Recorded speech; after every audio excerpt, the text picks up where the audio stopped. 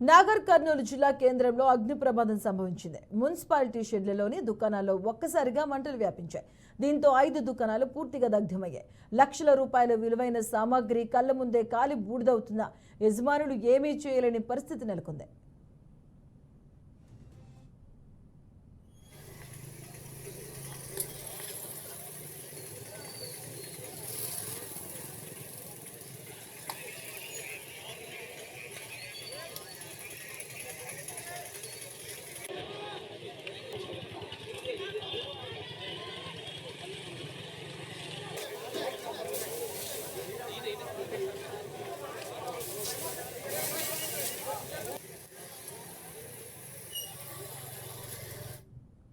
సమాచారం తెలుసుకున్న స్థానిక ఎమ్మెల్యే డాక్టర్ రాజేష్ రెడ్డి ఘటనా స్థలానికి చేరుకొని బాధితులను పరామర్శించారు.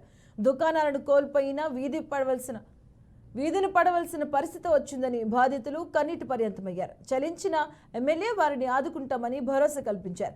ఇక అనంతరం అగ్నిమాపక కేంద్రానికి ఫోన్ చేసి సమాచారం అందించారు. మంటలు అదుపులోకి వచ్చేంత వరకు అక్కడే ఉన్నారు. జిల్లా కలెక్టర్ పోలీసు అధికారులతో మాట్లాడి వెంటనే వారికి నష్టపరిహారం అందే విధంగా చర్యలు తీసుకోవాలని కోరారు.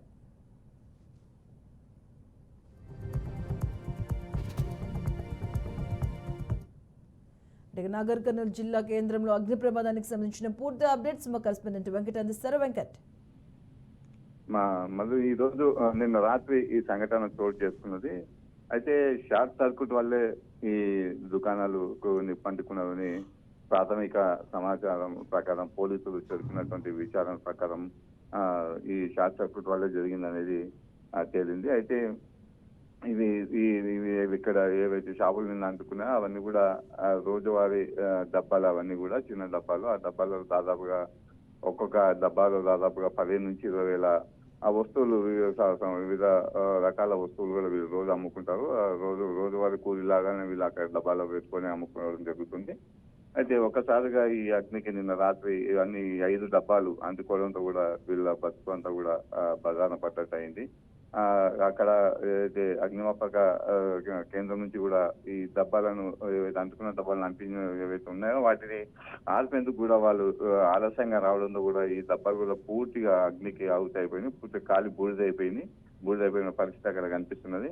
అయితే వీళ్ళకి వెంటనే తక్షణ సహాయం చేయాలనేది కూడా అక్కడ ఉన్నటువంటి స్థానిక ఎమ్మెల్యే రాజేష్ రెడ్డి అక్కడికి సంఘటన స్థలానికి చేరుకొని కూడా జిల్లా కలెక్టర్ కు అట్లాగే ఉన్నతాధికారులకు కూడా తెలియజేయడం జరిగింది. అయితే వెంటనే తక్షణంగా వీళ్ళని ఆదుకునేందుకు కొంత మొత్తం నగదు ఆర్థిక సాయం చేయాలని కూడా అతను చెప్పడం జరిగింది. అయితే ఏవైతే వీళ్ళంతా ఏవైతే చిన్న వ్యాపారస్తులు వీళ్ళంతా కూడా గతంలో బుట్టి వ్యాపారస్తులు. అయితే వీళ్ళకు ప్రభుత్వమే అక్కడ షాపులు చిన్నగా డబ్బాలను ఏర్పాటు చేసి వాళ్ళకు రోజు నెలవారీ అద్దెగా వాళ్ళకు కేటాయించడం జరిగింది. అయితే ఒక్కసారిగా ఈ డబ్బాలు లాంటి కోడలతో కూడా వీళ్ళ బతుకులు కూడా అంతా కూడా బజార్న పడ్డట్టుగా వాళ్ళు కన్నీరు పర్యంతం అవుతున్నటువంటి పరిస్థితి. షార్ట్ సర్క్యూట్ వల్లే ఈ నష్టం జరిగిందనేది తెలుస్తుంది. అయితే దాదాపుగా 2 లక్షల రూపాయల నష్టం జరిగినట్టు కూడా ప్రాథమిక అంచనా వేయడం జరిగింది.